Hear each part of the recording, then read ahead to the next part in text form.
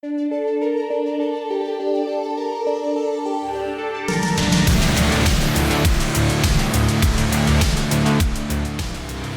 everybody, and welcome to this episode of the Heretic Hammer Podcast. I am your host, Marshall, and this is my co-host, Dylan.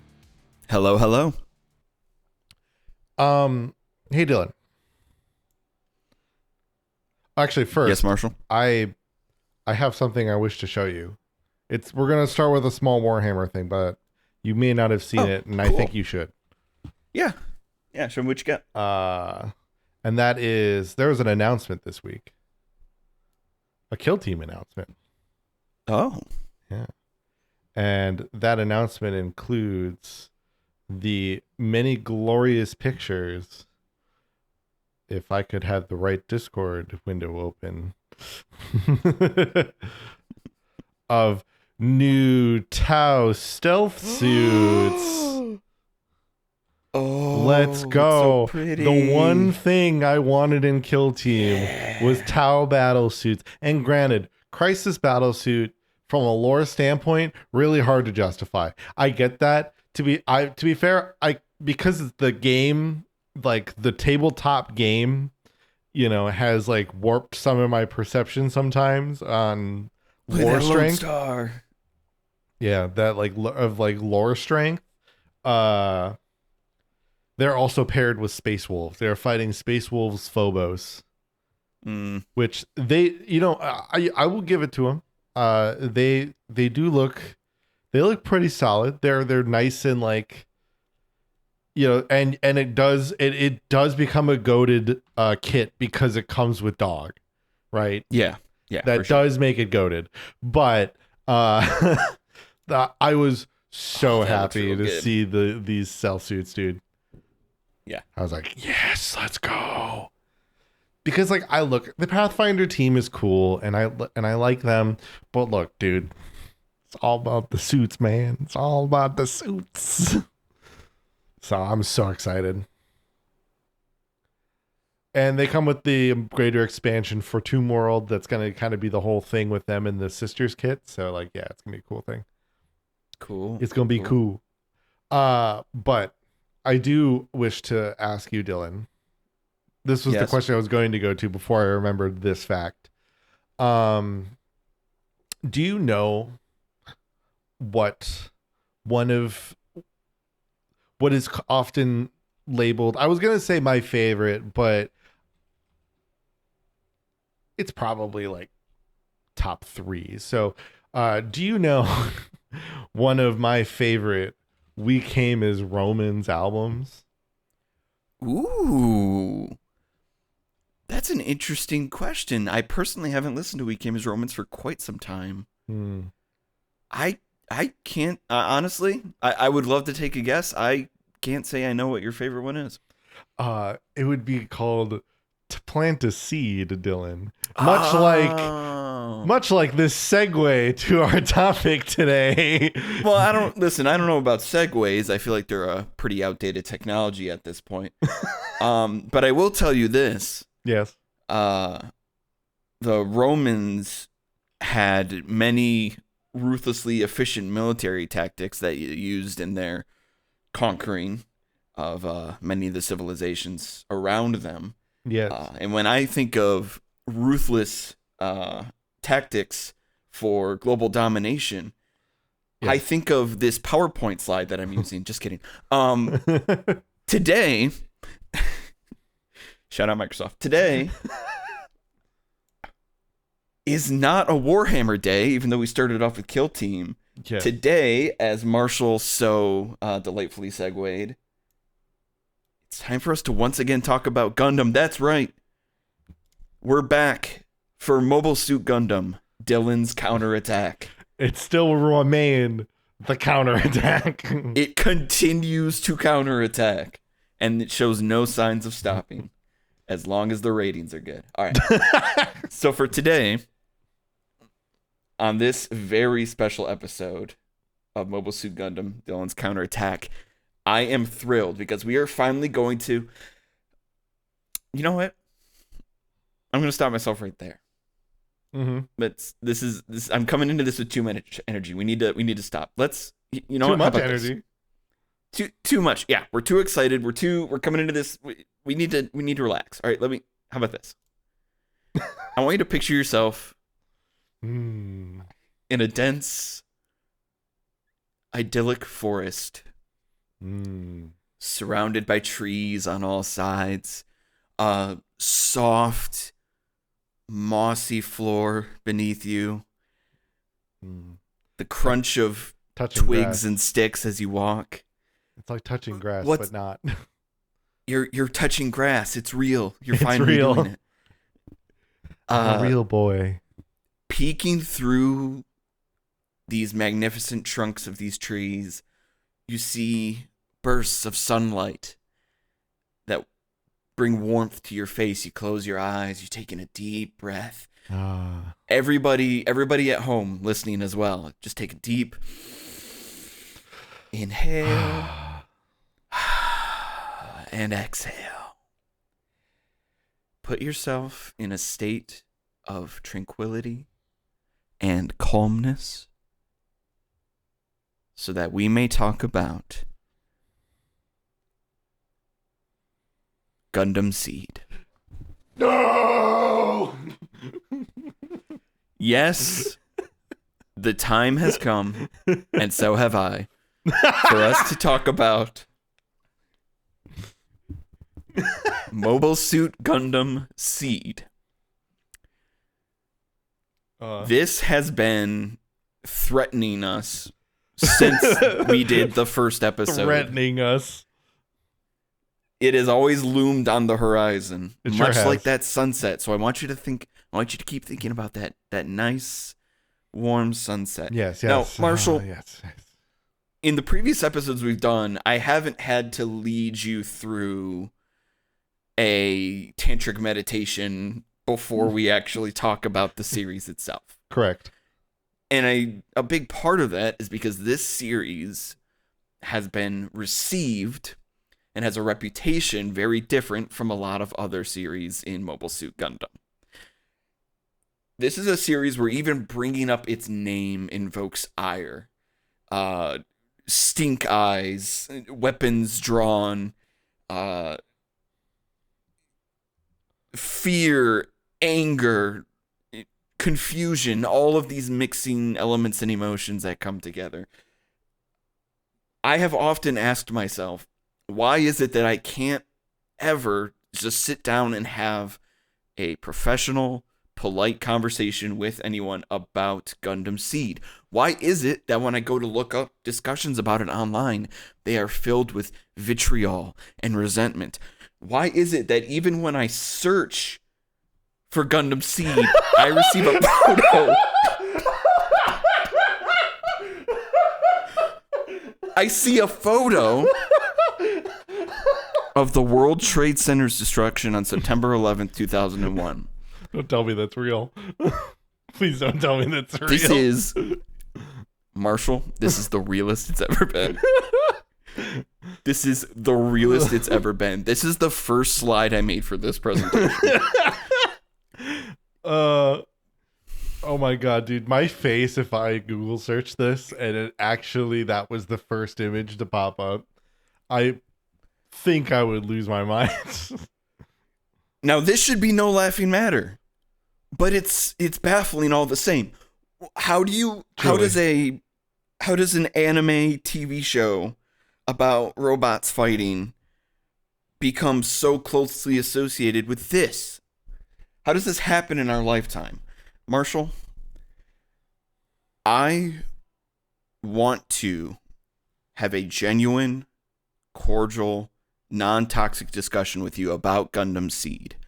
But I think in order to do that, we have to look in the ground of this beautiful forest for a seed that's already been planted long ago. And we need to dig it up, examine its roots,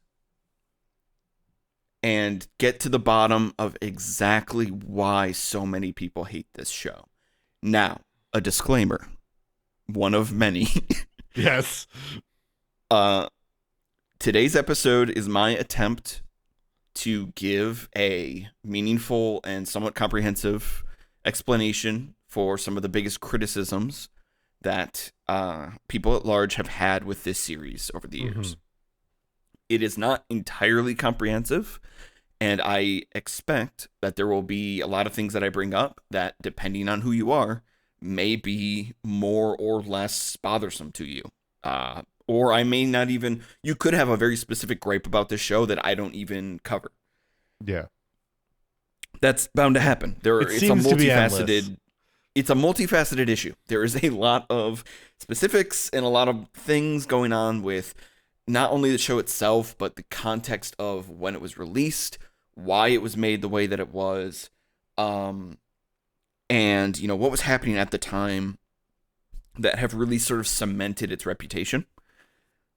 But I'm going to try my best. A big part of today's episode is that I am going to lead you through what it is that people have issues with, and I'll admit, some of these are things that I have issues with this series as well. You recently watched Mobile Suit Gundam SEED. You watched the current version of the series that is available on Netflix.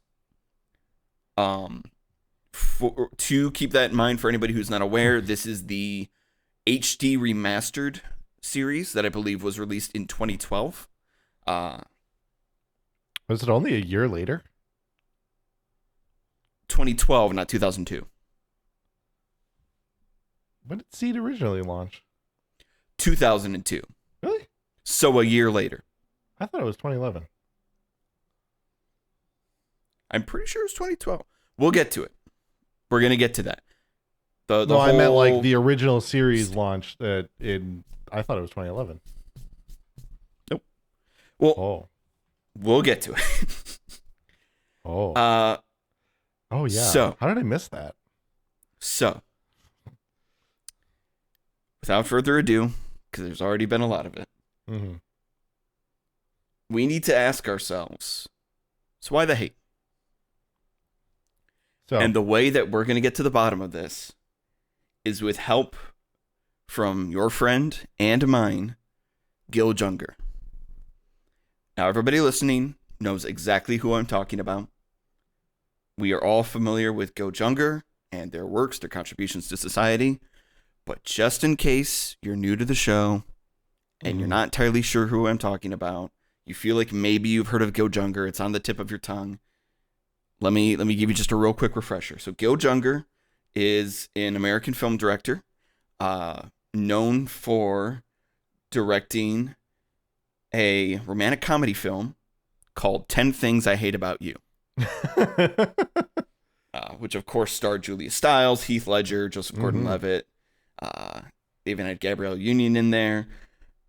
This film was released in 1999, and my real Shakespeare nerds out there know that it is loosely based on the story of The Taming of the Shrew, which is, of course, a William Shakespeare comedy that is about these sort of interweaving, intertangled relationships and people kind of plotting and trying to manipulate each other and put themselves into specific pairings. And there's a lot of relationship-based drama and hijinks that happens.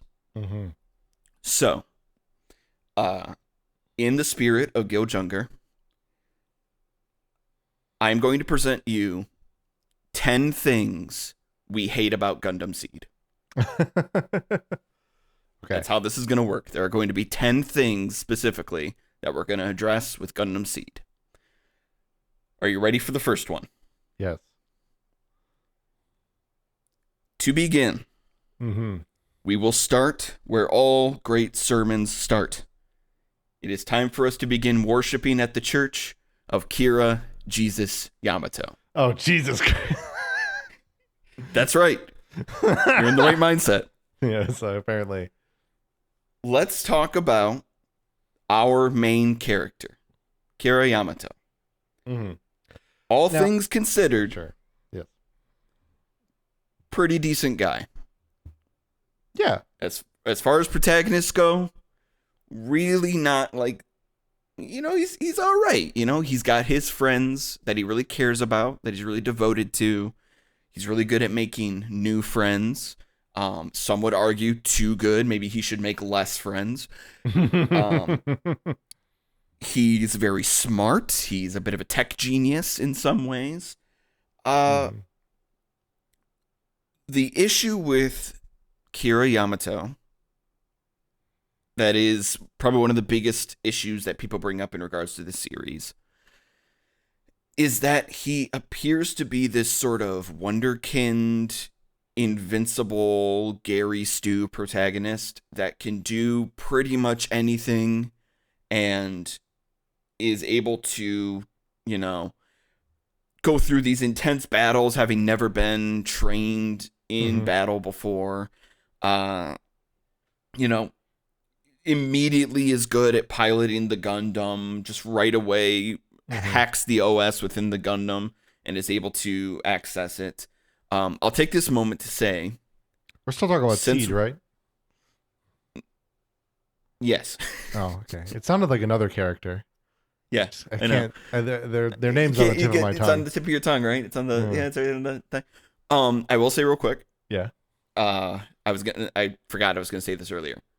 Because of the layout that we're doing, we're going through and sort of doing these 10 things that we hate about Seed. That means we're gonna be spoiling stuff like right away. As it's not gonna be quite like our general discussions where we'll kind of start at the beginning and then work in. I'm going to be grabbing from all over the series as we go. We kind of knew we were going to very much have to do this differently because just this, Yeah.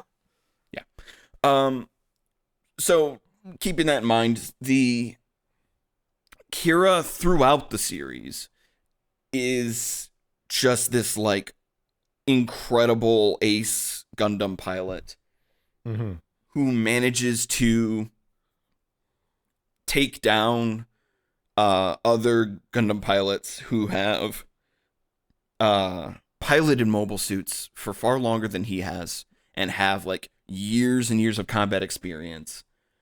He built a mechanical robot bird that he named he didn't build Birdie. He didn't build it. He didn't build it? No. It was a gift from Athrun. It was a gift from Athrun. You're right. Sorry. We will get to Athrun. So he didn't even make his own bird. He's a freeloader. He didn't even make his own bird. But that's not... That's a mistake on my part. We shouldn't put that against him. We'll have other things to cover. I'll exactly put it against him. The thing with Kira is this like crazy untouchable thing that he's got going on where it seems like no matter what happens, he's always able to come out okay.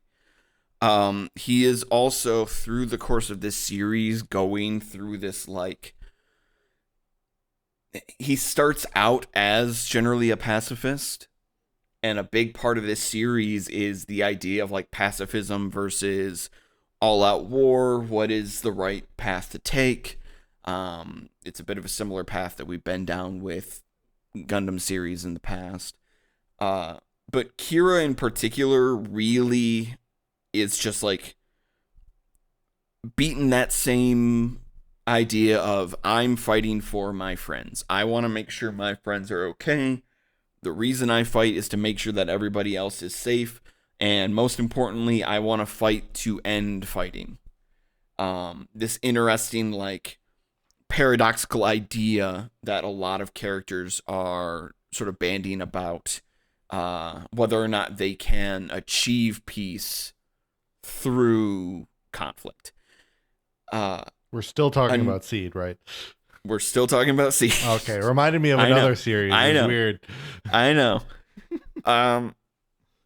Now, Kira does lose. I want to make that clear. For anybody who's listening to this that has also watched Seed, Kira does lose. Like it's not like he wins every single time.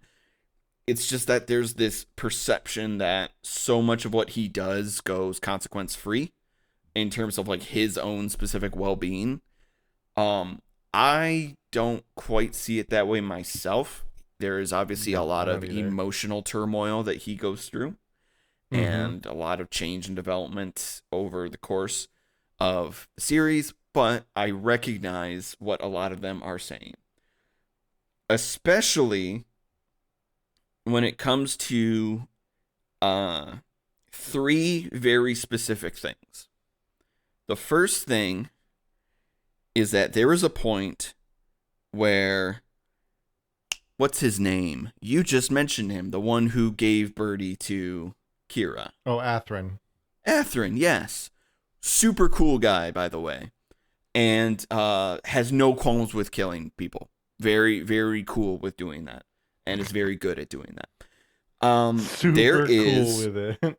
There is a very intense fight that happens between Atherin and Kira that, you know, some people would consider to be one of the best moments in the series, just because it's like a really strong, really good fight between Gundam units. Mm-hmm. Wherein Atherin decides that his way of ending the fight is to self-destruct his mobile suit. So he basically wraps himself around Kira, and Kira's cockpit has been like ripped open at this point. So Kira's like fully exposed. And Atherin activates a self-destruct sequence to completely explode his Gundam.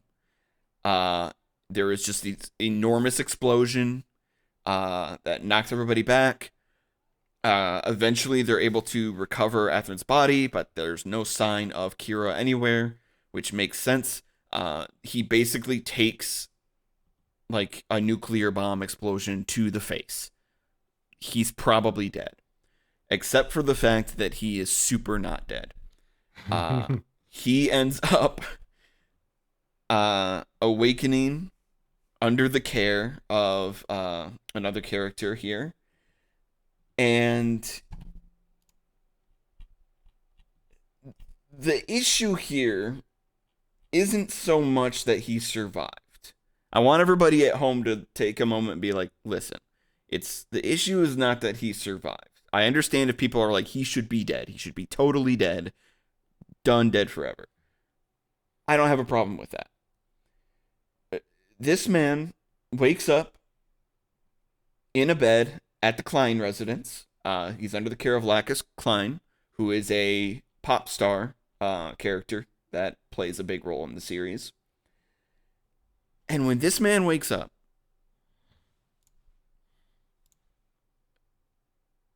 he has like some bandages on him. Yes. And that's it. Well, and I think that's all that's going on. I do want to know, this is, I think, an anime problem. It speaks to a greater anime, and like some like U.S. animation has been guilty of this too in the past. Oh yeah, but like I mean, like think of Dragon Ball Z. Fucking Goku gets hit. I mean, actually, even Marshall, we're gonna think about Dragon Ball Z a lot for this discussion. But like, for example, you know, Yamcha, sure, he's dead, right? But like, he gets exploded on, but his whole form is still there. He's dead, but you wouldn't think so, because he just looks like he got scuffed up. So the thing that makes this so egregious for people is that Kira, Jesus Yamato, he is a coordinator, which is also something we're going to get into. Yes. But outside of that, he doesn't have superpowers. He is not a Super Saiyan. Sure. He does not have the magic of the dragon to call upon. He's physically just a guy. Well, so is Yamcha. And it is kind of wild. It is kind of wild for him to take this explosion point blank to the face, and all he has. You might like listen for the audience at home. You might be looking at this and being like, did he even get hurt? Like, are those bandages just for show? Is that just like demonstration? Hold on. I'm going to help you out. You can see he actually took a pretty serious head injury. He looks like his skin looks amazing, you know. Hair's looking great, but he did sustain a head injury. Let me point it out for you. Let me just point out. We're just gonna locate it, and there, it's right there. It is. I see it now. You can just see it in between the bandages and under the hair there. That he did get like a slight cut. This guy.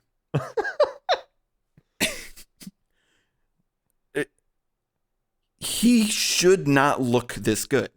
It goes beyond the trope. I think is what I'm trying to get at. Like, it is beyond the trope. It is an extreme example of this trope. Sure. Question, though. Yes. Oh. Didn't Hero blow up? Didn't Hero blow up? Yeah.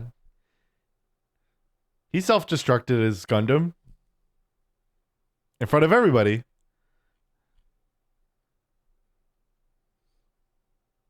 Did I say the wrong name? Did I say Atherin? Hang on. No, I'm talking about Gundam Wing.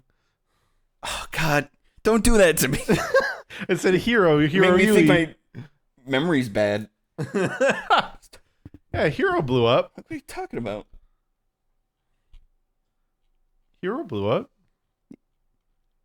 And he also woke up with bandages. But Marshall. See, I felt like if I made the same joke this time that it wouldn't. I felt like it wouldn't make sense, so I went direct, and then I made it confusing. Mm-hmm. Marshall, the thing you don't understand though, is that Hero is a different person. Hero's in Gundam Wing. That's exactly. He's in Gundam Wing, and everyone likes Gundam Wing. Exactly. You got to remember that. No, you're correct. But yeah, again, it's the fact that his cockpit is ripped wide open. He is completely exposed to the blast. Effectively, nothing to protect him. Like, he's wearing a suit, but like, come on. Well, yeah, we all know that's not. Yeah, that's not protective. It's just a really extreme example of this trope that makes people want to rip their hair out because they're like, how did he? It goes beyond the anime magic. It goes beyond anything of that level. It's just like a really specific thing. Another thing is when we talked before about him being like a tech genius, and we're kind of overlooking how he completely like rewrites the Gundam's OS and manages to like effectively control it entirely.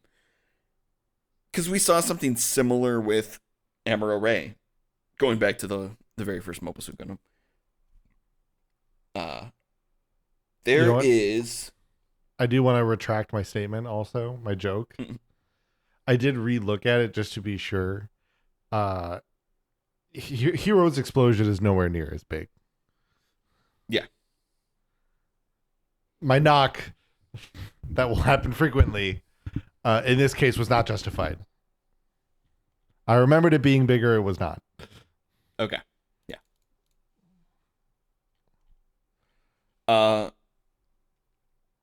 So another thing, I gotta pull up my other note here. Yeah.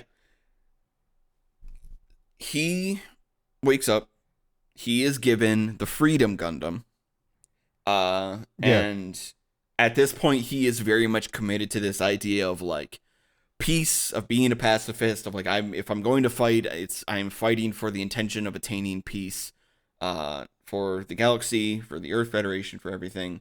Earth Alliance. Earth Alliance. Very different. And so he attunes the Freedom Gundam so that he can deliver non-lethal strikes. And he does. We are expected to believe that he then, on several occasions, engages in combat with the enemy and has the understanding and the wherewithal to deliver non-lethal strikes on several enemy units so that he, Batman style, only seriously injures them, doesn't actually kill them. At least to start. At least to start.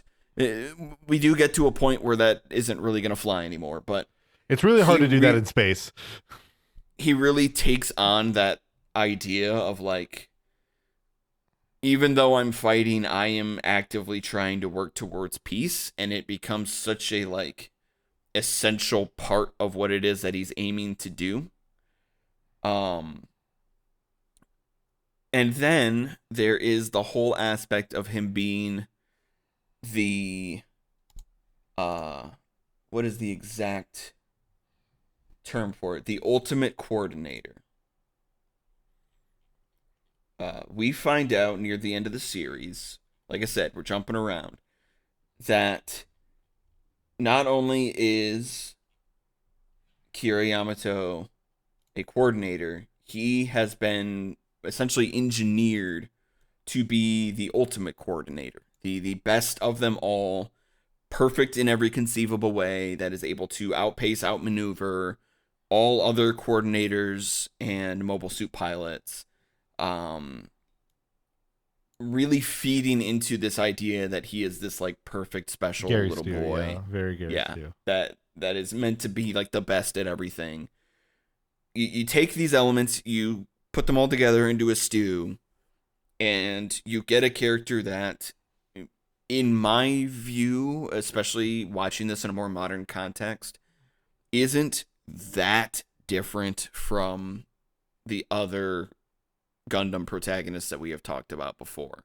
No. But there were these key moments and elements that just like ingrained themselves in people's minds and made it so that they were just like, oh, I can't stand this guy. Like he's totally just such a, he literally rose from the dead to usher in a message of peace. Like the Jesus allegory, you know, really stuck with people and really hung around. And once it stuck, it was there. Like there's no taking it back now at this point.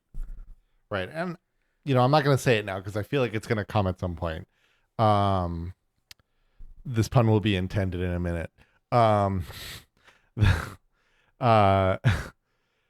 But yeah, like this was, I think, one of the things that I knew I got to right away, which was that, like, I think I started to get it clicked that, like, people don't like Kira because he is very Gary Stewed. But in a way, all of the protagonists so far I've seen, I've been, honestly, I would say the one that has been the least, and granted, I've only seen so many so far, right? But like, I would say the one that has been the least amount has been holy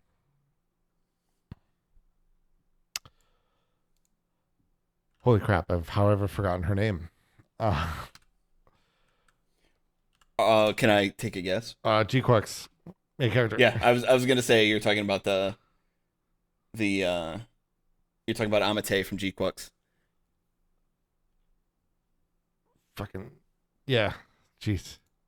I want to say Maru. Machu. Amate That's why. Yuzuriha. Machu. Yeah. Right. Her nickname was Machu. That's why. Yes. I was thinking that's why I went to Maru. Okay. Yeah, I would say like the one that was like that was Maru or Machu. I was at Maru again. Machu, because she does kind of figure it out. You know, she does get the classic, you know, just figuring out a Gundam thing. Mm-hmm. But I would say she doesn't master it as fast. It's just kind of like, this was made for me. This hole was made for me kind of method, rather than, but not necessarily figuring out how to go through the hole. So that one is probably the one where I felt the least amount of that. Every single one of them though is like super Gary Stu.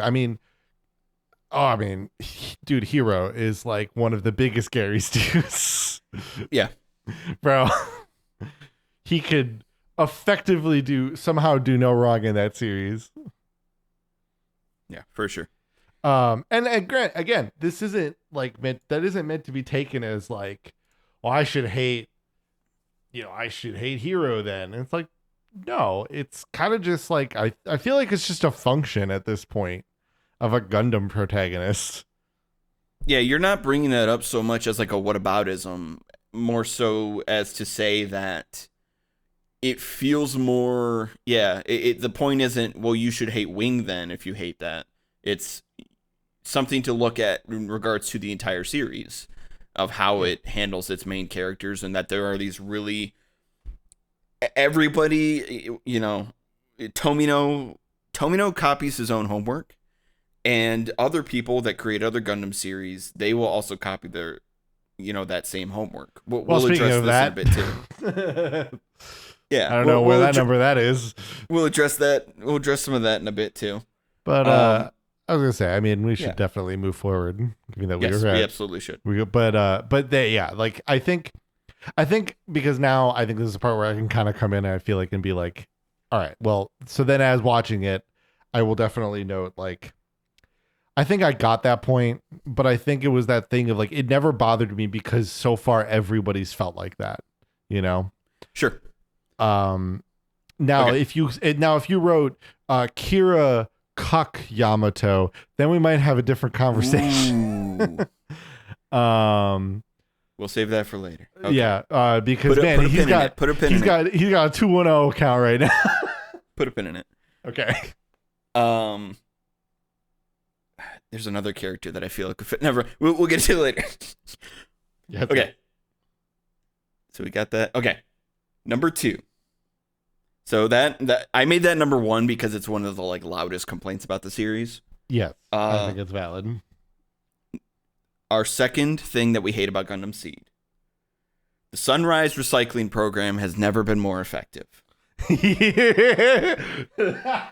Okay. Do you understand what I mean by this? Yeah. So whenever I said this on stream recently, when I was building GQuacks, I was like, okay, look, I was like, I'm not saying this in a negative way.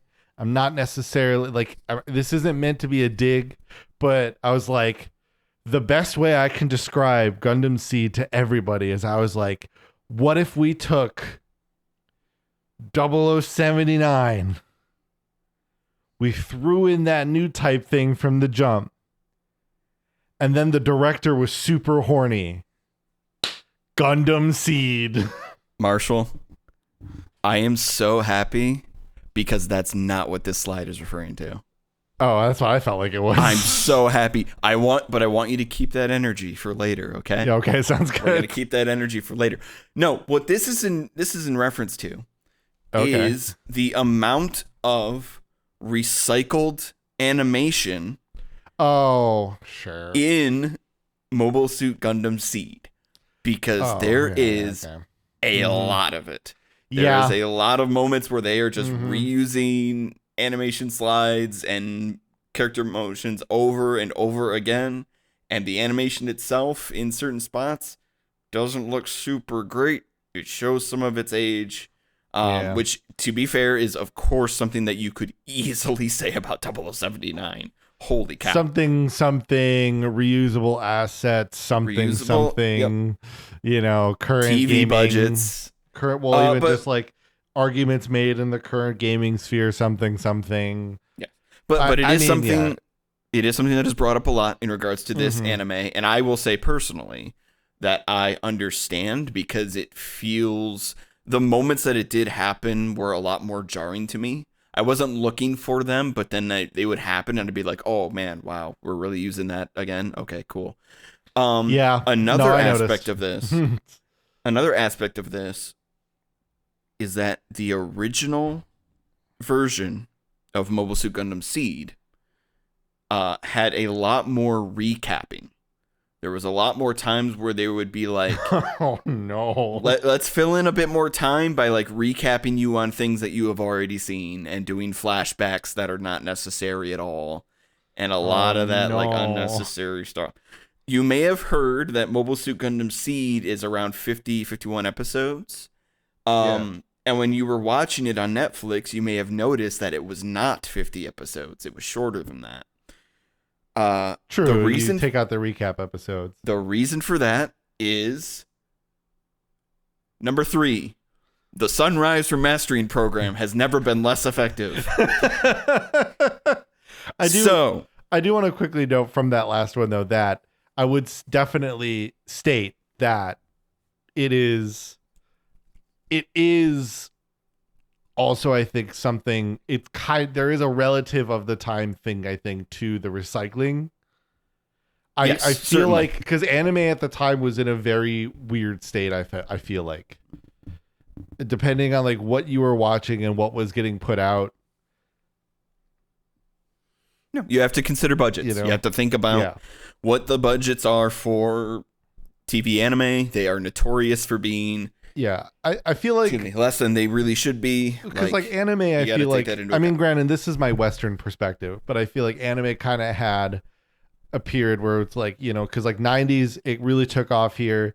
I think in the early 2000s, it like started to dip a little, and then getting into the 2010s, it like ramped back up, especially with like, because I think, I mean, really like all of the Western focus, for example, was all on like Full Metal Alchemist in the early 2000s. Full Metal Alchemist. Full Metal Alchemist. The so just and granted, and so my perspective was always kind of that in that 2000s, just like there was this kind of I feel like it was one of those like weird midpoints where it was just kind of like we're having a little dip of creativity a little. We're in the middle of a transition period in the industry, and that's kind of what the 2000s felt like. Yeah, certainly. So there are a lot of conflicting opinions on this, but to give you a better understanding, because you watched the most recent Netflix version, that's what's available. Yes, this remastered, as you say. This series released in Japan in 2002. It was made available in the US in 2004. In 2012, there was a remaster, an HD remaster done of the series, effectively from the ground up. And there were a lot of conflicting thoughts on it. This remaster has effectively reduced the amount of recycled animation. But not got rid of it. It also cut an entire episode that was largely like a recap episode, and it shrunk another episode and kind of merged it in with one to kind of like, again, to kind of cut back on all the like flashbacks and recap stuff that wasn't necessary. So that's what results in HD Gundam SEED being around like 48 episodes instead of the 50 that the original was. Yeah. They also took an epilogue episode that was originally separate from SEED and merged that in to the final episode.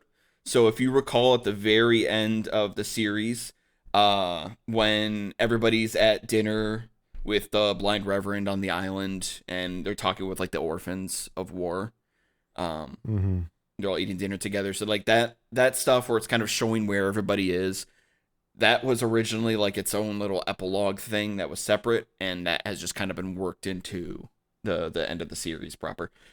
And that's, some of that stuff's good. Like it does a good job of kind of trimming things a little bit. They also did make, similar to Mobile Suit Gundam 0079, they did make 3 movies that were retellings of Gundam SEED, and also served to kind of like reanimate some things, recontextualize some things, change some of the scenes around.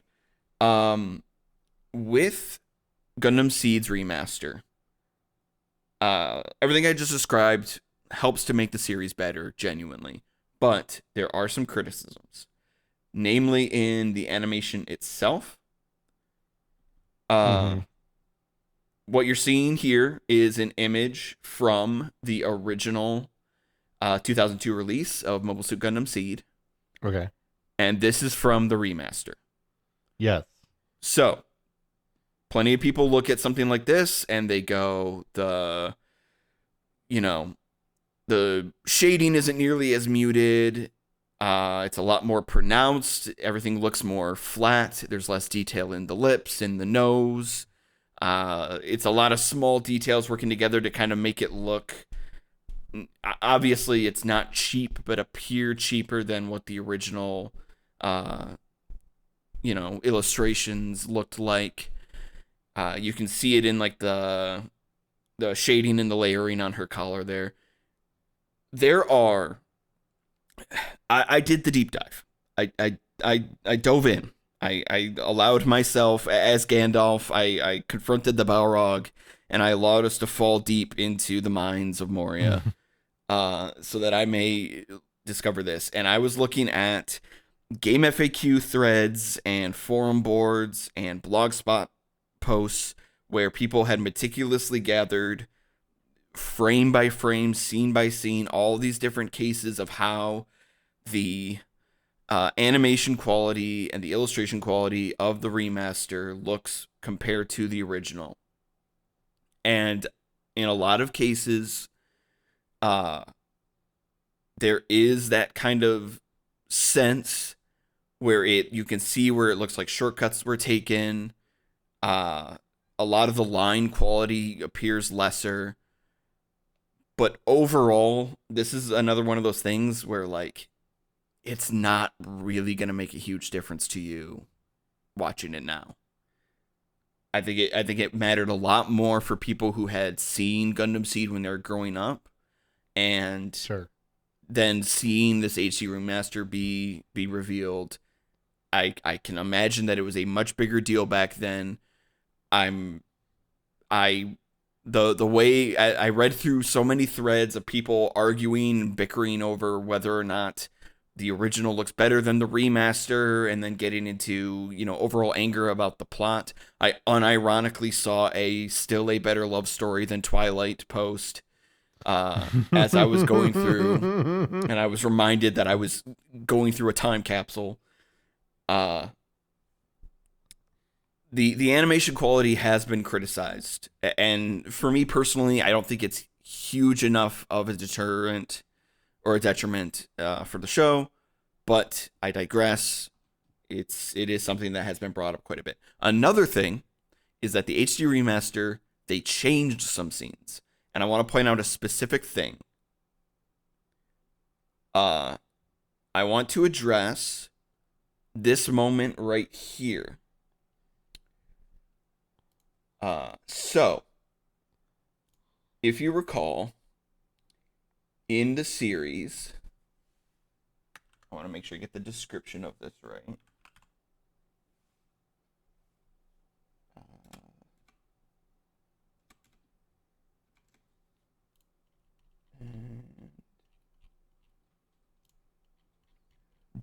So do you remember this battle?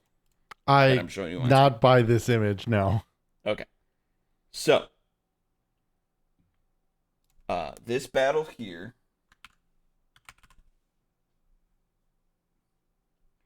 was between Kira and Nicole Amalfi.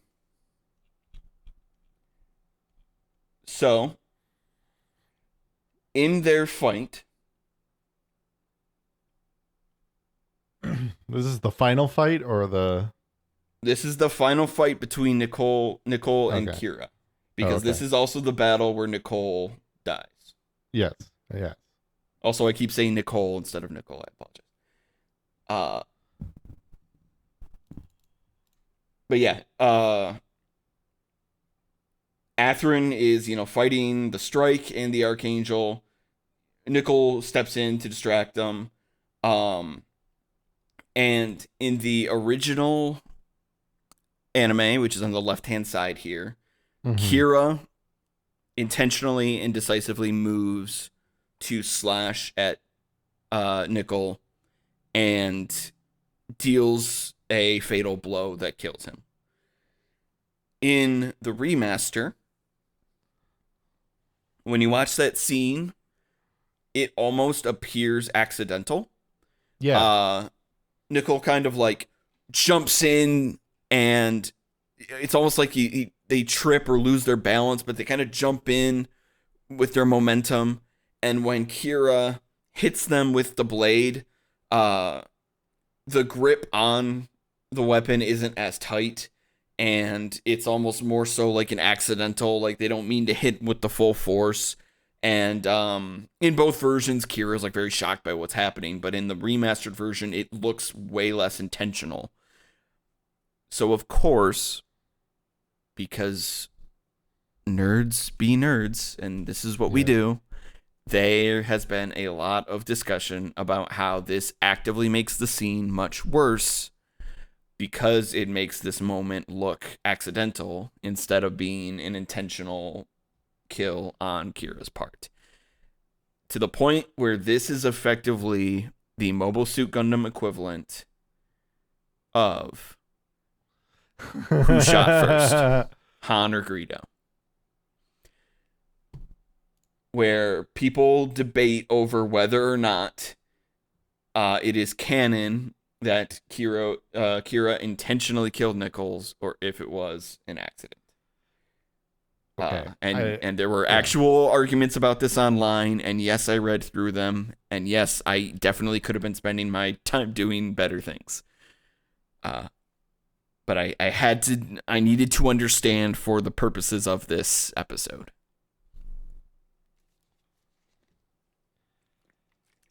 Here, let me see.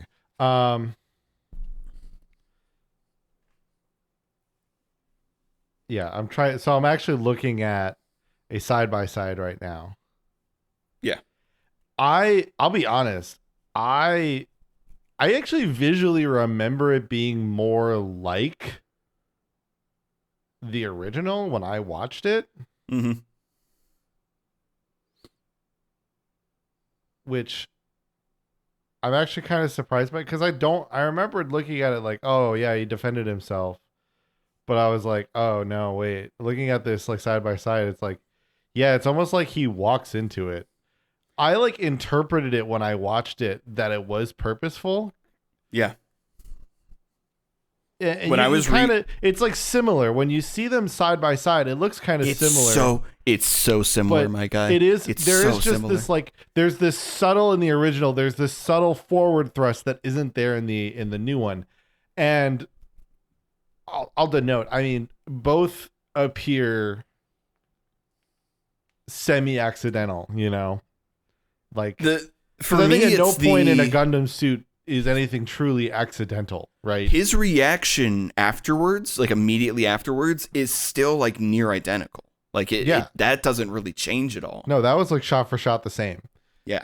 And yeah, so I feel like I could get why they would think that, because somebody's thing was like, is he really that stupid that Nicole would just like walk into his sword? And I was like, yeah, it makes him look like, inferior. Yes, but at the same time, you know, and I think that is maybe where it's just like, yes, this is an example of a bad animation spot, because like at the same time, like part of it is that he's moving with like all of his momentum.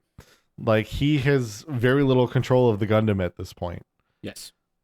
So it's not necessarily that he is you're meant to see him as that stupid, because he doesn't have he doesn't have full control anymore. And you should know that by the fact of how it was watched and how he goes into it and the damage that he has. But I could see where it just like, I feel like that like little bit of like almost like a habitual self-defense move is there, but it's not like he necessarily like, you know, it's not like he stabs down, you know, into the right, like in the original, you know, it's not like it's super different. It's just subtle enough where I think it opens up this argument, which is inherently why it shouldn't be there, because you've opened a can of worms now.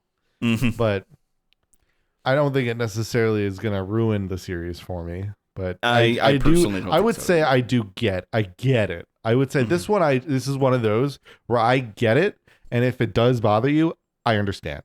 Mm-hmm. Yeah. So yeah, let's move on to reason number 4. Yes. So the fourth reason that people took issue with Gundam SEED when it originally aired is, and now. No, but seriously, this being a post 9/11 series that paints the Earth Alliance in a negative light genuinely contributed to some of the resentment towards SEED at the time. I didn't bring that up as just a joke. That wasn't just meant to be like a shock humor. No, I believe you. I believe you.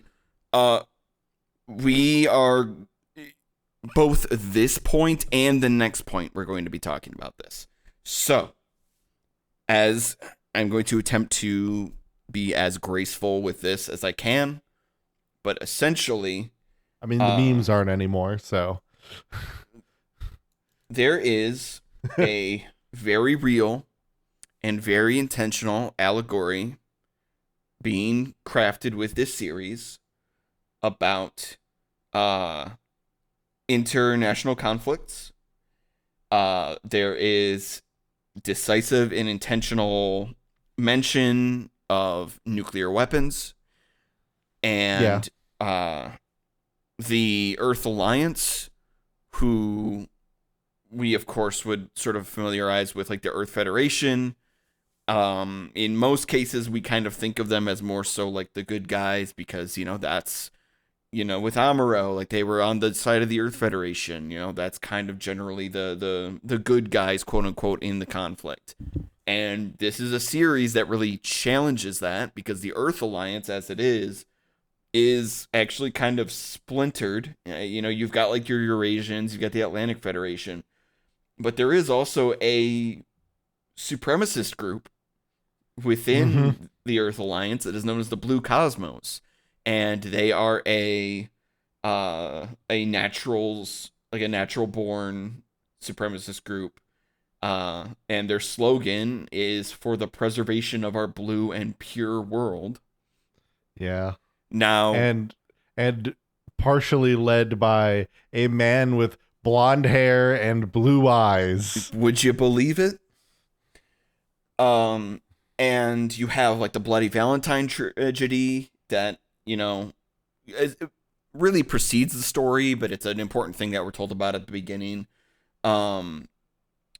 Where one of the plant space stations, which are very similar to the colonies that we're familiar with, is destroyed by a nuclear weapon. The plants themselves initiate this plan they have a technology that is like a neutron jammer that they send down into the earth, deep into the earth, that, like, prevents nuclear reactions and, like, long range radar communication from happening. Effectively a nuclear deterrent to prevent the Earth Alliance from utilizing nuclear weapons against the plants. Now, this obviously struck a nerve when it was released in 2002 and in the US in 2004, just a couple years after the events of September 11th, and when we were still very much in the war on terror, where, we were in active combat against Afghanistan, and we're constantly being told that the people of Afghanistan and Iraq were our enemies, and that they needed to be fought against because they were different from us and had a different culture from us and were dangerous. Now watch this drive. Yes. And so this being so directly and intentionally a conversation about that, and releasing so soon, still within, like, the Bush presidency, we'll say it upset a few people in the U.S.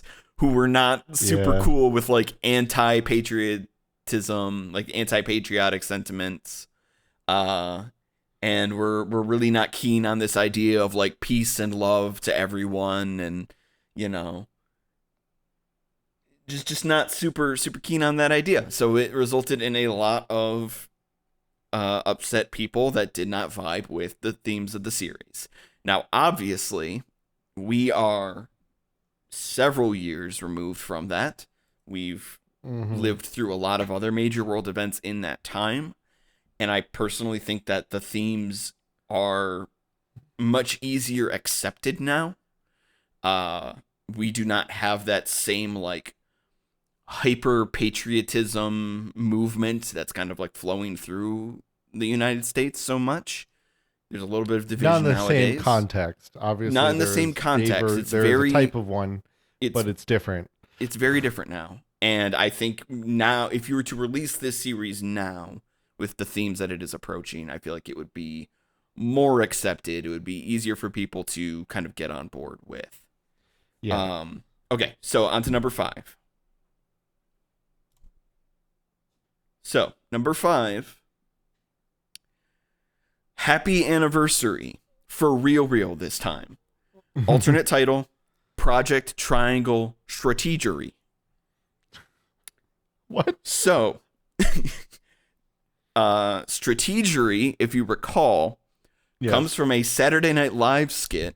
Yeah, strategery. From an impersonation of George W. Bush. Like good old Will Ferrell, baby.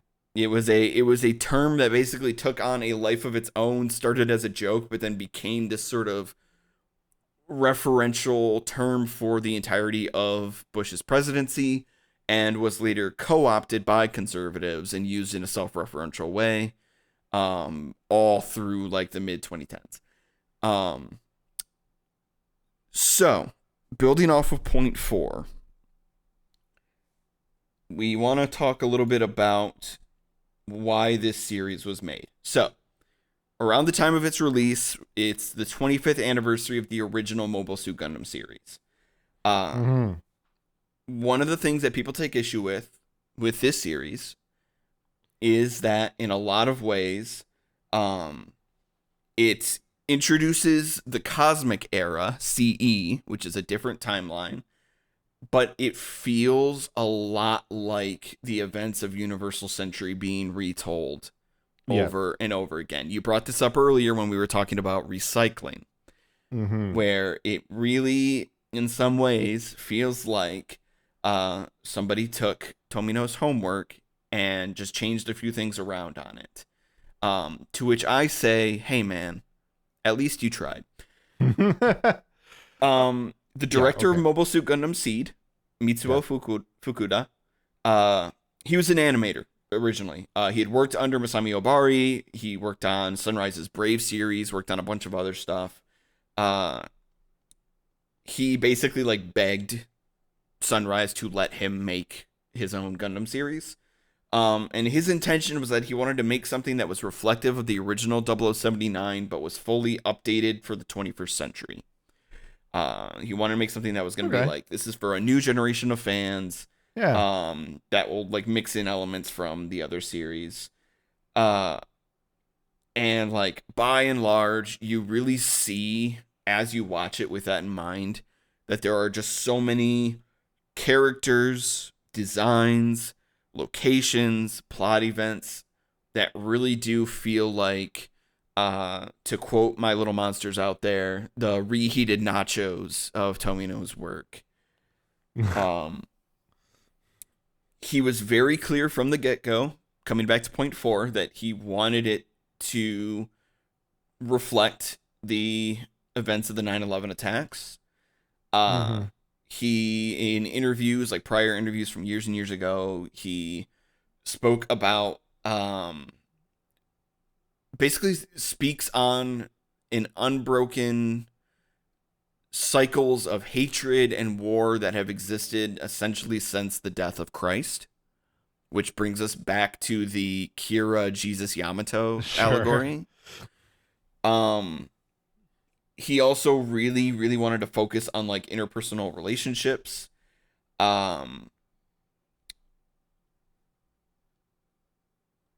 His whole thing with this was definitely this like major emphasis on social commentary. And for a lot of people, it didn't do it as well as the original 0079, or it was like excessive, like to the point of just being like soap opera, you know, just like really overwrought, like really exaggerated melodrama that didn't actually like amount to anything. So for a lot of people, they look at it as like, it's 79 again, but it's also not as good as 79 was. Yeah. And you know what, though, as somebody that doesn't mind a little bit of hot goss, you know, some juicy, as somebody who grew up watching, I wouldn't say necessarily, I guess, grew up, but as a young teenager, was subjected to things like The Real World and The Challenge, the original version, which Big isn't Brother. very different than the current version. But I didn't watch Big Brother, actually. But my sister was perpetually on MTV. You know what? Which meant I got to watch Robin Big and Next. Fantasy Factory. So that's good. But you know, I got to enjoy the idea a little bit of some drama, some goofy drama, even for that matter. You know, sometimes when it's kind of so extra that it's kind of goofy, and not necessarily balk at that. You know, I think sometimes it could still be too much, right? When it's like full straight up, you know, real world levels, you know. And it's like very manufactured feeling, then yeah, like it creeps over. But like, you know, I kind of felt that almost like, I think the idea of saying like it's almost kind of like soap opera level of Double 79 is like really apt. Mm-hmm. But I don't look at that as a dig either. Yeah, because I liked the fact that it had just a little bit of juice, you know. Yeah. I don't know. It gave it character. It made it feel a little bit more. But I could see where maybe somebody's criticism is it's kind of like when teenagers try to write adult fiction. You know what I'm talking about? Mm-hmm. Yeah, definitely. Yeah. It's like when you get really edgy stuff too, you know? Mm-hmm.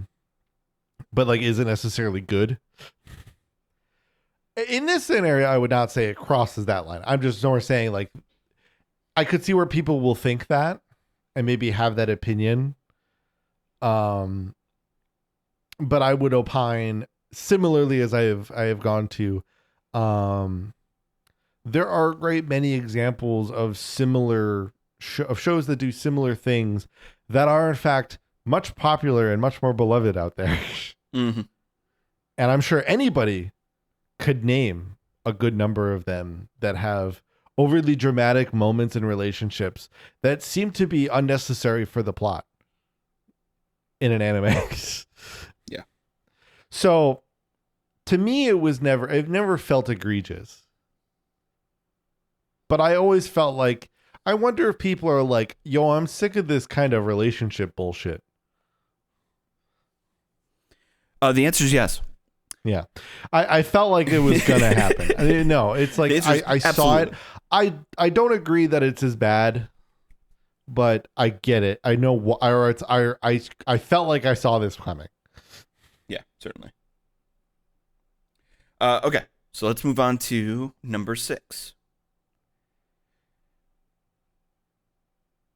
Marshall, I have 2 very important questions for you. Yes. The first question I think you're prepared to answer. Yes. The second question I don't think you have ever been asked in your entire life. Okay, sounds good. But I want you to try to prepare yourself for it anyways. Okay. Marshall, are coordinators worse than new types? And is Bradley Cooper a coordinator? You're right. I've never been asked that question before. So... Oh my God, yes. The amazing movie, Limitless. You know, just from the image, that I'm bringing up Limitless. I'm bringing Limitless into the conversation. I did not watch that movie. I have. You're welcome. That was my burden to bear. So, we mentioned before that Kira Yamato, and several other characters, I might add, is something called a coordinator. They are these like genetically altered superhumans with advanced perception. Coordinators, a big part of their sort of advanced state is what allows them to be more efficient as Gundam pilots. There is definitely a through line from coordinators to new types, which was a concept that, you know, Tomino brought to the table with the original series. And Limitless, i.e. using 100% of your brain. We'll get to that. So, to answer the second question, we must answer the first. Yes, yes. Do you personally feel that coordinators are an inferior or weaker version of new types? Okay, I will answer this honestly. No. The big thing for me on this is they're not the same. New type is like borderline like psychic. Yes. It is Oh, very like much so. it is Not a, even it is a- borderline, just like, they're yeah, psychic. like it is a telepathic connection. Mm-hmm. I was about to say telekinetic. That's different. And so yeah, you're in a way a superhuman, but it's very different, and it is inherently natural. Where coordinator is the idea is in a way kind of it's a broader discussion on eugenics. I mean, this is also what's the movie called? What is it? Data or a data? Shoot, A data? I don't know. Is it gate like, or is it Gatto? Gattaca? Shoot, what is that? Gattaca. Yes. Yeah. 50 points for Dylan? Yes, the genetic engineering movie. Yes. I mean, it's essentially exactly that. It's exactly Gattaca. It's the whole premise that movie brings in is, what if you could pick the genes of your baby and make them good ones? And then what does that make those who decide to have natural birth? Should they be treated as lesser? They're like, this is not a new debate, but it's, I think to necessarily pine the question, like, is a coordinator worse or like a dumber trope than a new type? You're pushing for two completely different arguments. So to me, no, it's not worse because they're not as comparable. Like because the plot point for new types versus standard humans is, are we evolving, and when we evolve, do you leave the rest behind? Versus, should we create our evolution? They're similar. They sound similar, right? Yes. But it's, should we create evolution, and then what happens when we evolve, right? They're two different questions because one happens naturally.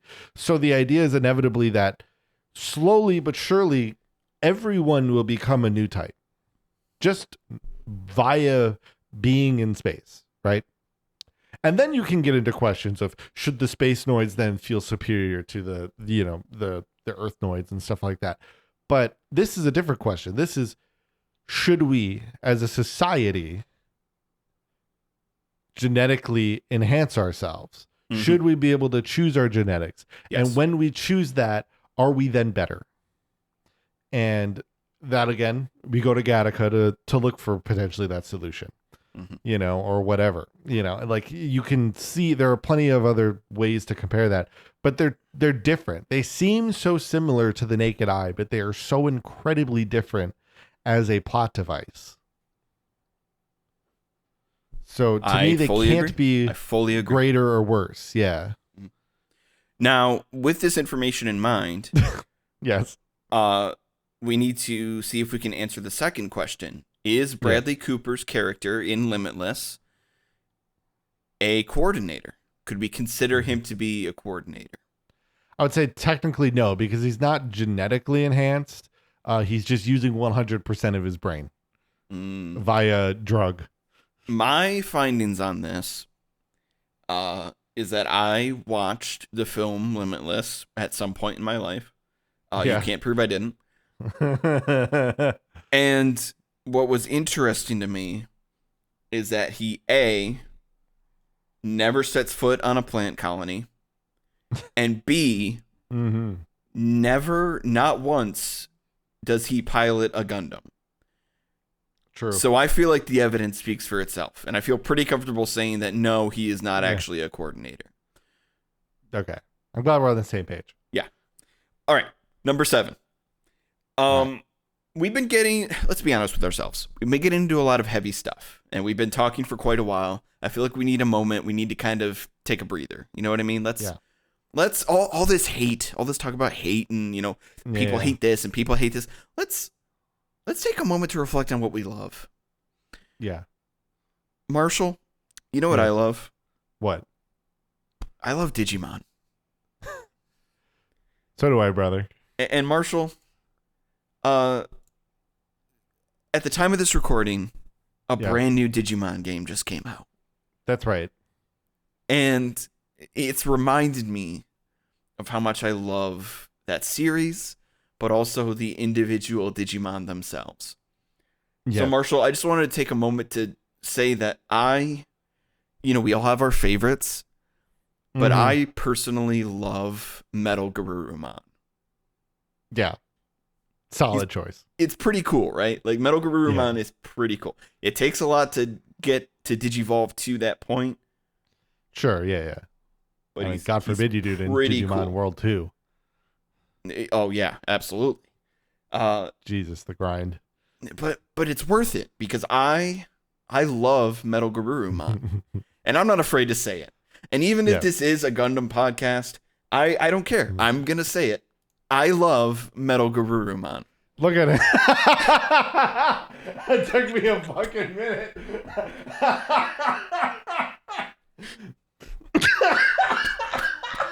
I'm dying. And I'm not scared to say it. Okay? I'm not afraid to speak my truth. Okay, but it does need to be said, I do in fact love the I forgot how it's pronounced, Baku Yes. and Legaos. Yes. I do love them. These guys come from what is unironically, in my personal opinion, one of the better parts of the series. Oh, absolutely. Like, dude, Andrew Waldfeld is a fucking goat. Waldfeld is great. He is so great. He is definitely not Rambo Rao, wink wink, but he is so good. And this entire sub-story that happens with the tigers, like it is the best. It's one of the best parts of the series. I wanted to bring this up because I have Digimon on the brain, and I couldn't believe the more I looked at this Gundam, at this mobile suit, I should say, the more similarities I was seeing, and it was starting to freak me out. And it got to the point where it is. You know what? I give you that. Like I'm looking at the ears, I'm looking at the wings with the turbines, I'm looking at the positioning and the length of the torso, I'm looking at the color schemes being identical, and I'm looking at how on our left here we can see a red dot for an eye, and on the right we have a red dot for the nose. And both of them are right at the end of the face.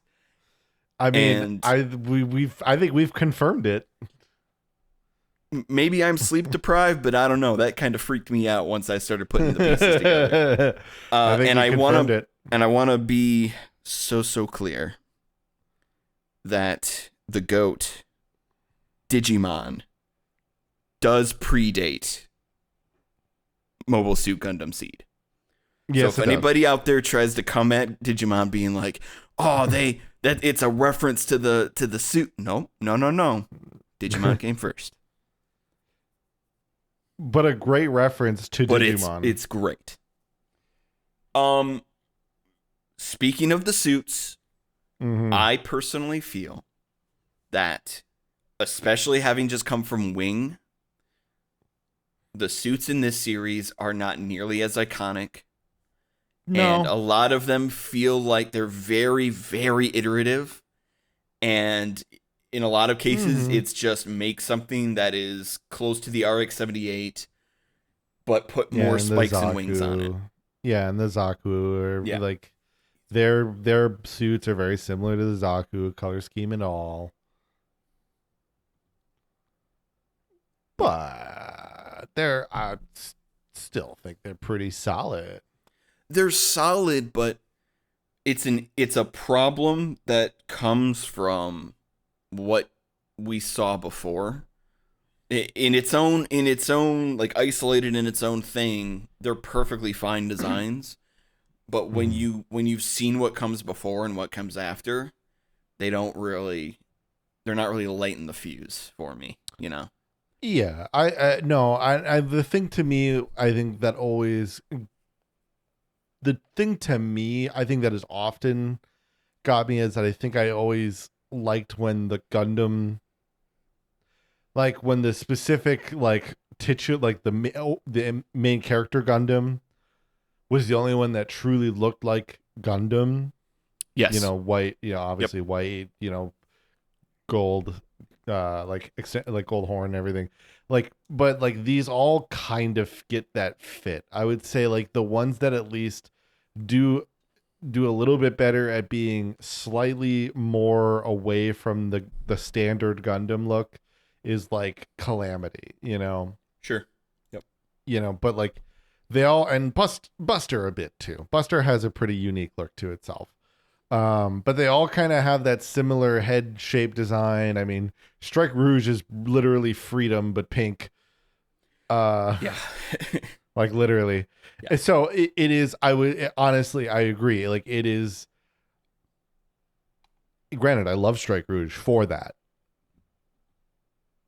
Like, I feel like people would look at the image of me or go to my stream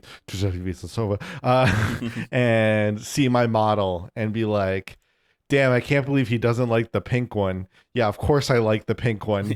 Look at me. Yeah. But at the same time, I do acknowledge that I like when they have I do like when shows give very unique designs, and when we get to Iron-Blooded Orphans, that will be a discussion. Yes. Because yes. While I haven't watched it yet, that is there is something there that is that note, that whole thing that I like to keep in my back pocket about having unique Gundam, or unique mobile suits, and then having a unique Gundam. Obviously will kind of come into play there. I also want to give a quick shout out to, since I'm the one coming in and being like, I'm not really a fan of these Gundam units, I do want to give a shout out to Justice Gundam. That's one of the few exceptions. It also has a very similar look, but I really like its specific color scheme, and I also like its jet form that it has. That one in particular kind of sticks out for me. And also, if you haven't seen its model kits, they are pretty darn sick as well. And that always will help, having a good kit. Yeah. All right, what's number 8? Okay, so let's keep it going. That was our 7th inning stretch. Mm-hmm. We're going to move on to Marshall. Mm-hmm. Are you familiar with an acronym? Yes. Okay. Are you familiar with a backronym? No. Oh, throat's starting to go on me. Okay. I'll speed this up.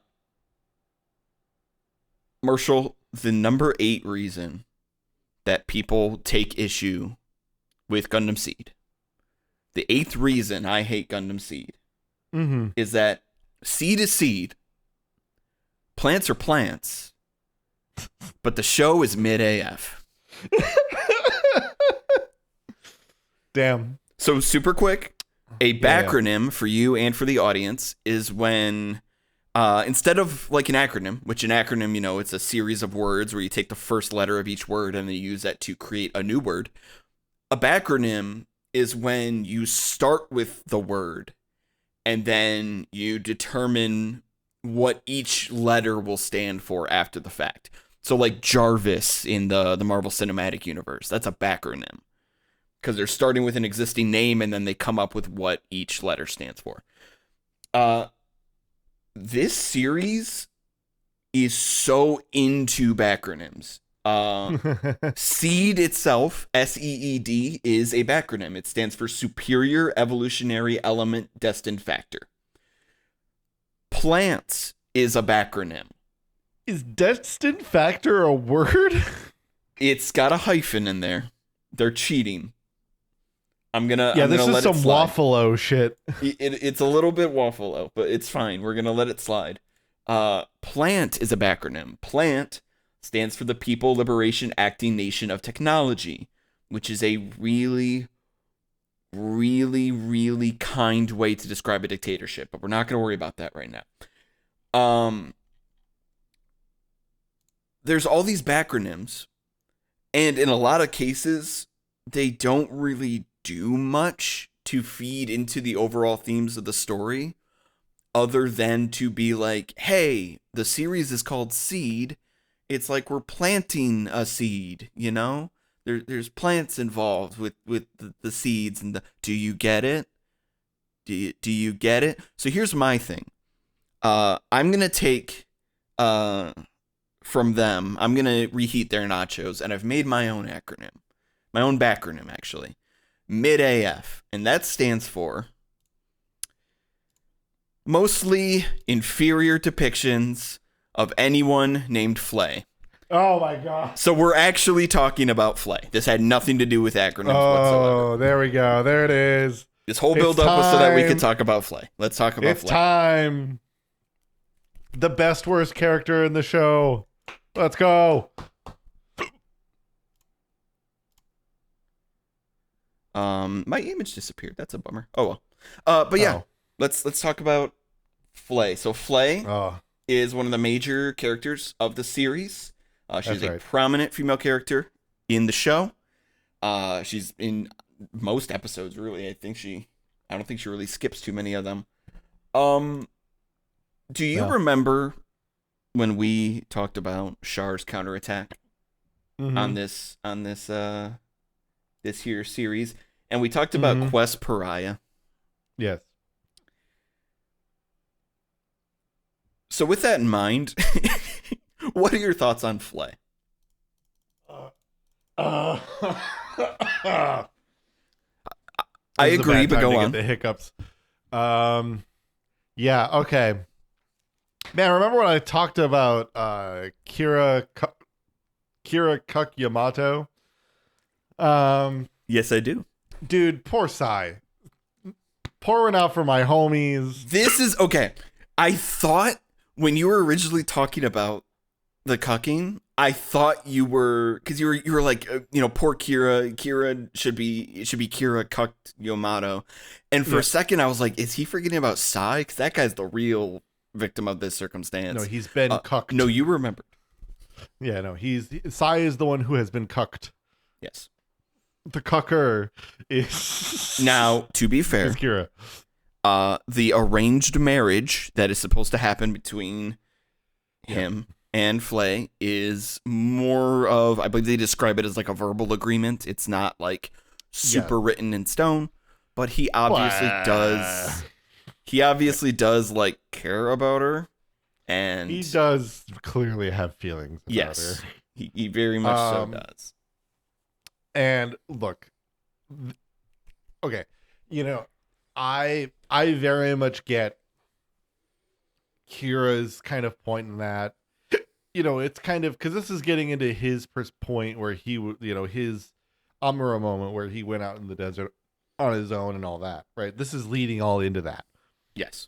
And, but he doesn't have necessarily the same, Kira in general is way more grounded in his friends.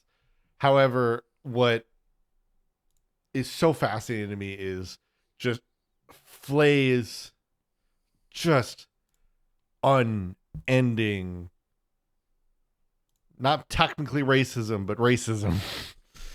I would say I've done enough, reading into both official documents and then, forums and readings from fans of the show.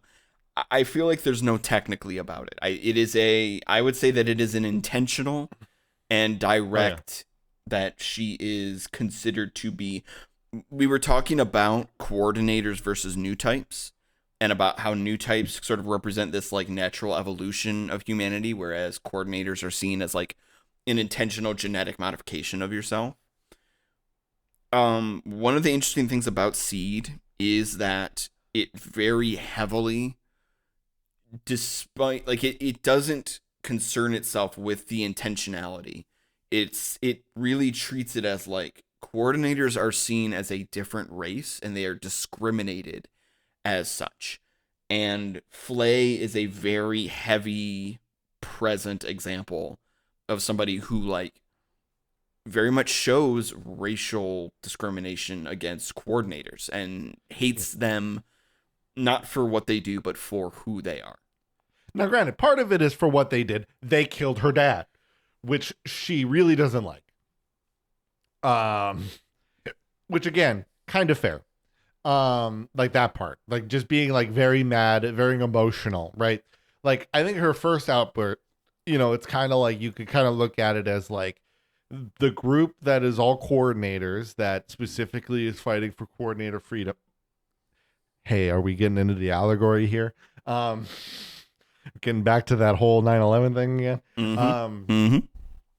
She watches, the ship explode that has her father and suddenly finds, is finding this excuse. And again, when I'm saying this, I'm not saying this in an excuse perspective, but it's more from a like, you see why the wheels turn this way, right? Because you could draw that perspective to a lot of things. I saw blank group kill my blank. I hate those blank, right? And that could be cultural, it could be racial, it could even just be social. There are so many aspects that you could draw that parallel to. What I love, so I don't know if we'll get to that, but I love the mixture. One of my favorite periods of the show with her specifically was absolutely when she and Raul de Cruz are with each other. Yes. Because she starts as the ultimate shit stirrer.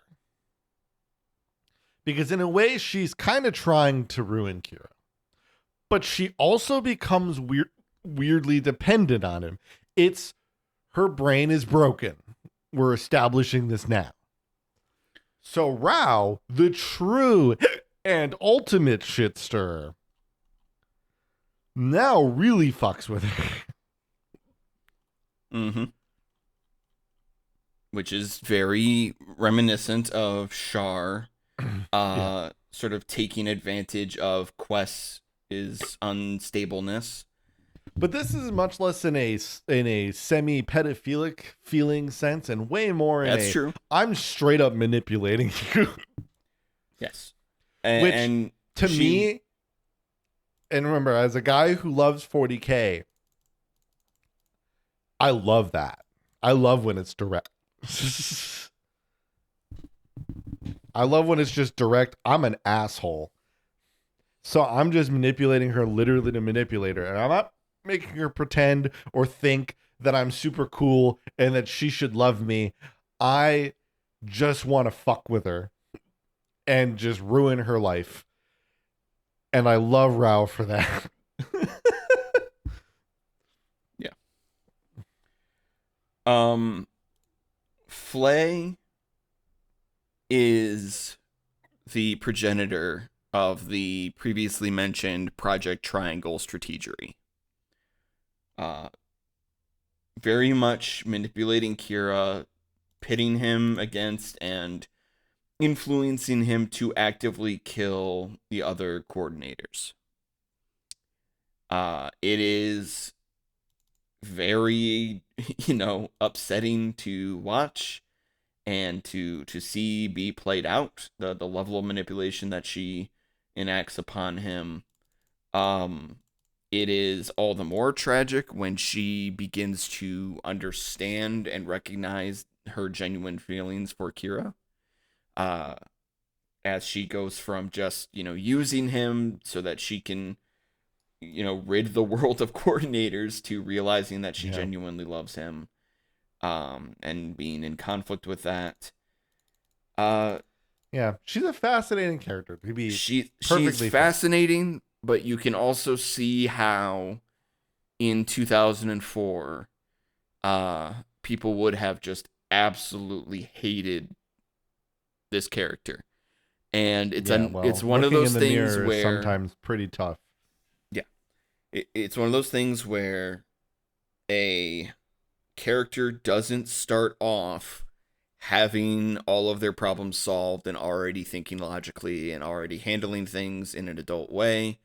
And yet, over time, we only think of them in terms of those mistakes and not in terms of any actual growth that they did later on. Yeah. All right. You ready for number 9? Yep. Let's ask ourselves another difficult question. Mm-hmm. There's plenty of canons in this series, but is this canon? What? One of the things that really ground people's gears was that Mobile Suit Gundam SEED took place in a new timeline, referred to as the Cosmic Era. Yeah. And there is, from what I have unfortunately dug into, a lot of back and forth from back in those days of people desperately needing to know and criticize whether or not this is somehow in some way tied back to the Universal Century timeline or not. I'm And sure there's a lot of discussions like that with the a other lot of series discussions too, about, is this all a dream? Is this all something that is in an alternate universe of the Universal Century timeline? Does it actually take place after? Is it, people that just didn't take too kindly to this whole cosmic era and were like, no, it's not, it's too confusing to set it up this way, and otherwise I just prefer the Universal Century timeline to this. This seems dumb. It feels like it's retconning a bunch of things when it actually wasn't really retconning anything. That's the whole point. It's a completely different setting. But yes. it feeds into the issues that people had with sort of the reheated nachos of it all. Yeah. Of like, if you're gonna borrow so much from Universal Century, why not just have it be in that timeline anyway? And then, Sure. of course, if you were to do that, there would be a group of people that would be like, why would you do that? These aren't the same thing. How dare you, mix the food on my plate? I need my vegetables to be separate from my meat. Like, why are you doing clearly this is directly tied. I mean, can you tell me the difference between Shar and his sunglasses and Rao and his sunglasses? They're the same picture. Yeah. And also they're dating somehow. I can't prove it, but okay. I want to go through this one quickly. Yes, this is a real quick one. Yeah, I think this opinion is dumb, and move on. I agree. We're at number 9. Like, this is the nitpickiest. I feel like people. This I is the feel like nitpickiest people of had it. to have had this conversation with Wing, and like they had to have had this conversation with G Gundam, especially Americans who didn't understand this type of concept, and we're so stuck on this idea that like Dragon Ball leads right into Dragon Ball Z, which leads right into Dragon Ball GT technically, but not anymore. Yes. And it was like, and that was the whole thing, right? So that's, I think, where this stems from. I think it stems from obviously a very old mindset of anime. I think it's obviously very well accepted now that these timelines are very different. It was dumb. It didn't need to be there. It's not a reason to dislike this series. Done deal. I fully agree. So, Marshall, that was reason number 9. You know what that means? What does that mean? It means it's time for us to look into the final reason. This is it. We've made it. We made it. Hooray. And finally, the number one reason The number one reason people despise Mobile Suit Gundam Seed. The answer that you have been looking for this entire time. Marshall, are you ready for this? Yeah, I don't know if you could hear me really quietly. I can hear it. Okay, I can hear it. Don't worry. Gated it for you. The number one reason that we hate Seed is Gundam Seed Destiny. Oh, I haven't gotten there yet. No, I know it's coming. The number one reason that people worldwide so scared. resent Seed so much isn't even because of Seed. It's because of the series that comes after. There is a bleed effect that has been occurring over time where everything that people don't like about Gundam Seed is amplified in Destiny so much that people hate the original series just as much as a result. And I'm so scared about this because like when I even just saw the Netflix plot preview, I was immediately just like, no.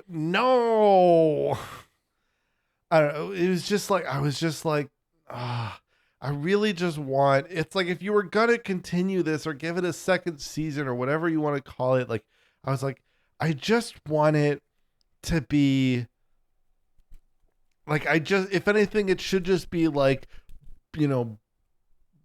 blue, I forgot what it's called, like Blue Circle or whatever it's called. they come back and they're trying again, and it's, but I was like, and then all of a sudden it was, but like, then I see that it's like, oh, it's, Zaft is fighting again. I'm like, no. And I'm like, and I'd be fine if it was Zaft, but it was like very clear that like, it's a bad, cause it's one of those things, like they ended Seed so perfectly that I'm like, for like where that plot was going, I'm like, a sequel could easily fuck the, like a full series sequel could easily fuck this up, like, and just throw away the entirety of the original series. And I am so fucking, the reason I'm not joking. The reason I haven't watched Destiny yet is I'm so scared about how mad I'm gonna be. Marshall? Yes.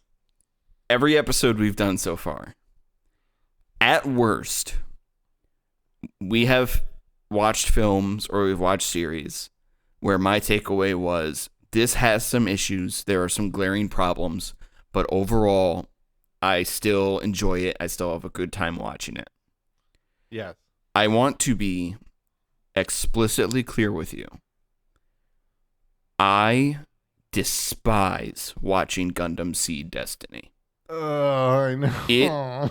The last time I sat through it was a chore.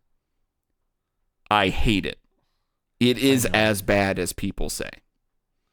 Yeah, I look, I didn't need to even, I only needed, like I said, I only needed to see that intro to be like, shit, this is gonna ruin everything.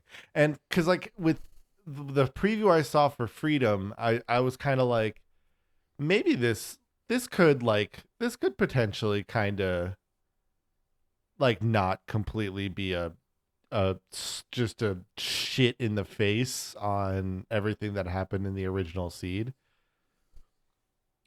Because I saw that, I think with the summation with the like preview for Freedom, I think I saw that is Blue Cosmos kind of comes back, and obviously they're trying to start shit. Mm-hmm. Which, could be, it's like from a plot device, it's like, okay, that makes sense. Blue Cosmos realistically are the real bad guys here. Like, let's be real, so like, it's not as much of a question. Like Zaft, it's a question. You're like, are they really the bad guys here?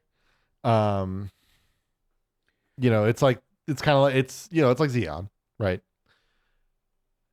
But Blue Cosmos shows up and it's like, okay, no, these guys are pieces of shit. It's kind of like the white, which was why to me I was like, my real,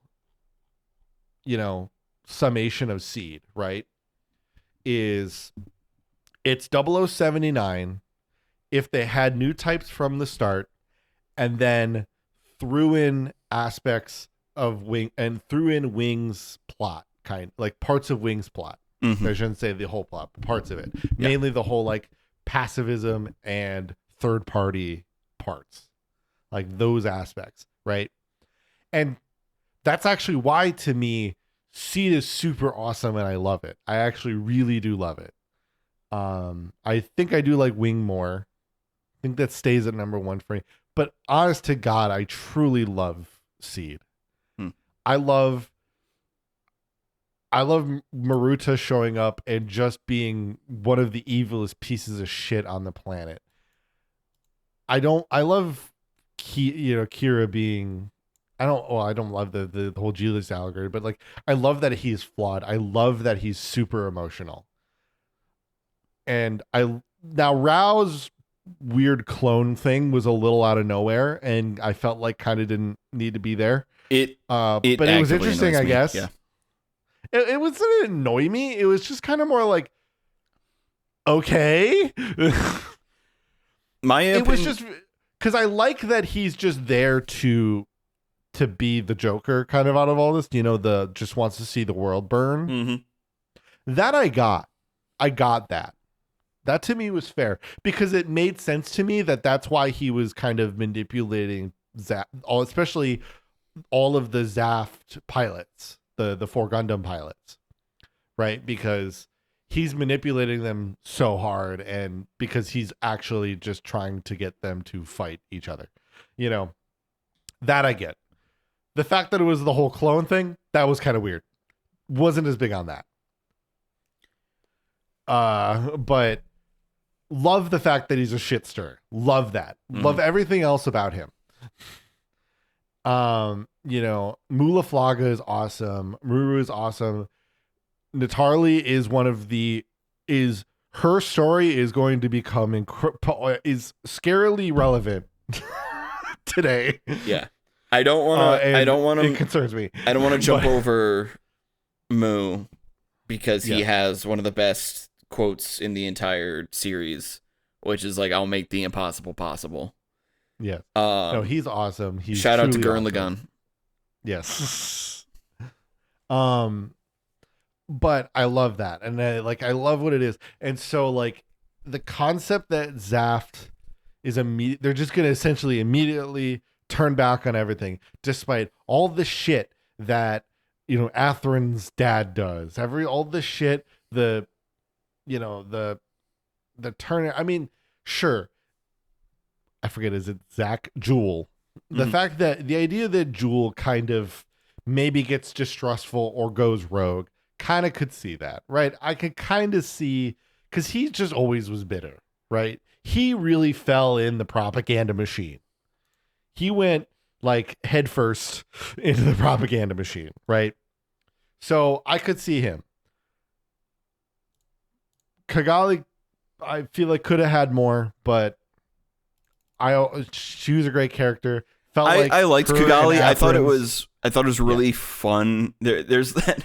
It was really funny. I think that's my thing. I haven't decided if it's more funny or fun when Atherin like kidnaps her and that whole like thing that they have. Where he's kind of like learning to trust her and they're like learning about each other. I found that whole thing enjoyable, but I also don't know. I don't know. I don't know if it's like just kind of like a haha, this is silly thing for me, or if I actually genuinely appreciate it. My overall take on this series on Seed, having rewatched it, is that it is fine. I'd even say mediocre. It is very much like I would put it below a lot of the series that we've covered on this show so far. It is not offensively bad, but I know this because I know what comes after. Yes. And obviously, like I said, that terrifies me. But I'm also very good. I was a Star Wars fan for a long time, and in a way still am, just very lightly. I'm very good at learning to separate and pretend things don't exist. I'm very good at this. Sure. Ask any Star Wars fan about the Ewok adventures.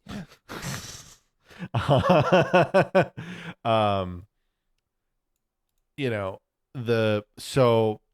look, I'm thus when I watch Destiny, and I very well might hate it, the may I end up, will it ruin Seed for me? No, because what I will do is I will watch it and be like, I'm glad this doesn't exist anymore. Moving on. Mm-hmm. If it is that bad. And then, we'll see how, and then Freedom came out recently. I'd like to think that maybe that they've learned from their mistakes. I have not seen Freedom, so that might have to be something that we find out together. So, yeah. Are there any remaining thoughts you have on Gundam SEED? But SEED itself, like I said, I truly actually love it. I actually really do like it, because to me and I know this is where I knew I'm gonna make people mad, and I don't mean it in as trolly a way as I originally kind of teased you in when we talked about making these episodes. But the reason I like it more than RX or the 0079 is explicitly because it hits all the plot points I liked about 0079, but in a more concise way. And granted, this is partly due to a number of filler episodes and other things that 0079 was dancing around. Obviously, it had other things and whatnot. So thus, and then it expands upon more of those things when we do get to watch Zeta and Double Zeta. So I'm literally only talking about the original 0079, mm-hmm. right? It does, but what I really liked was that fact of that whole new type argument, but then reframed into this genetic manipulation. And what does that mean? Because to me, it's a more interesting question to me. And that's why I like it. Because the idea of evolution, I always kind of felt like the new type argument and like the whole, like, our new type, whatever, blah, blah, blah. My whole thing with that was kind of like, it doesn't matter. Because inevitably, because it clearly doesn't take long to develop this evolution. It's kind of just like an eventuality. Like, one way or the other, you could just ship people to space for like 3 years, and apparently they'll become a new type according to the UC timeline. Because like, some of these people were born on Earth, and then suddenly they were new types. Like, that's the thing to me. So it's like, or they were born one generation into space, So that's kind of why it was like, to me, the new type thing was less of a thing, because it was always just like, kind of everybody's just going to be able to become one anyway. It's just going to kind of happen. That's how evolution works. Yeah, there's this whole cultural debate about it. That's where it's interesting. And I like that. Don't get me wrong. But what I liked was that fact. So yeah. That's why I do really like that. So. Well, there you go. That is our. Yeah, I do want that out there, but like, it doesn't mean like I think the others are shit, or that whatever. It's just, I like it, man. Yeah, I just like it, and we're all allowed to like things. That's totally fine. You are okay to like it. And when we do our in-depth 12-part series on Gundam SEED Destiny, you will you'll probably like this more. You'll probably appreciate it more in hindsight. Just kidding. Yeah. I wouldn't do that to you. That would be disgusting. But that is going to wrap it up for today's episode of Mobile Suit Gundam Dylan's Counterattack. We did it. We got through Seed, and we even found a lot of things to enjoy about it. So, yeah. Hope you all enjoyed listening to that. Had we decided on which series we're tackling next, or which Gundam related thing we want to hit on here? Part of me feels like we should do Destiny, but I'll be real. If you don't want to, we genuinely don't have to. I was like, I'm not sure. That's I'm ready how bad for it is, by the way. Is that I'm not sure I'm ready for it. I'm willing. I just don't know when it's going to nah. get taken off Netflix though either. Yeah, I know. That's the thing. We're fighting against the clock. If I suddenly hear it's going to get removed, I'll try to keep an ear open and then I'll watch it, and then we can make it a point. Okay. But if not, I'll maybe wait. And the problem is I don't know from a series wise. Oh, that was the thing. So I think maybe we could decide offline, but I think I have two potential options in mind that are readily available, that are pretty available for me to watch. But I think it's going to partly depend honestly on like the time, the amount of time that they have in that, how many episodes. Gotcha. I also have two specific series in mind that I think we should approach soon. But we'll work that out later. Until then. Oh, apparently it is on Gundam Info, so at least perfect. I could wait. Yeah. Destiny's on that, so yeah. Hey, Destiny, listen, the thing about Destiny is that it's predetermined and it awaits us all. We can't escape it. But we shall not let the audience escape. Thank you all for listening to another episode of Dylan's Counterattack. This has been Dylan and Marshall. Next episode, we'll be right back at it with Heretic Hammer for more fun there. So tune in. Thank you all for watching. Bye.